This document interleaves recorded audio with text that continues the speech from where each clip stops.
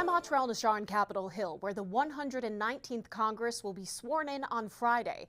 Their first order of business, electing a Speaker of the House. With Republicans set to hold one of the slimmest majorities in almost a century, current Speaker Mike Johnson could be in for a fight to keep his job. Over the past 2 years, House Republicans gave the country a fair share of drama while choosing a House Speaker. A Speaker has not been elected. Twice. Friday's Speaker vote certainly isn't expected to come to blows, but nerves are high within the Republican Party as they'll have an even smaller majority in this new Congress than they do in the current one.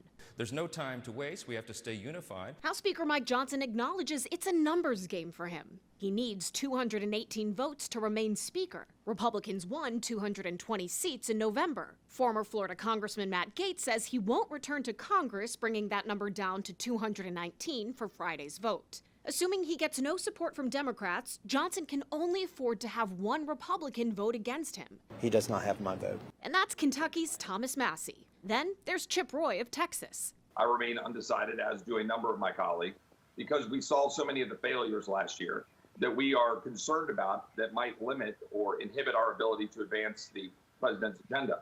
President-elect Trump is endorsing Johnson. I think they'll support Speaker Johnson. I think we're going to have a great time in Washington. Trump's supporting Johnson even though he couldn't manage to include Trump's demand for a debt ceiling increase in the latest short-term budget. Treasury Secretary Janet Yellen says the U.S. is on track to hit its borrowing limit between January 14th and January 23rd. Whoever is Speaker will play a major role in negotiating a deal with the Senate and either President Biden or Trump to avoid an economic catastrophe. And if that Speaker is not Mike Johnson, well, it's not clear who else it would be. He's the one that can win right now. People like him. Almost everybody likes him. Others are very good too, but they have 30 or 40 people that don't like him, so that's pretty tough.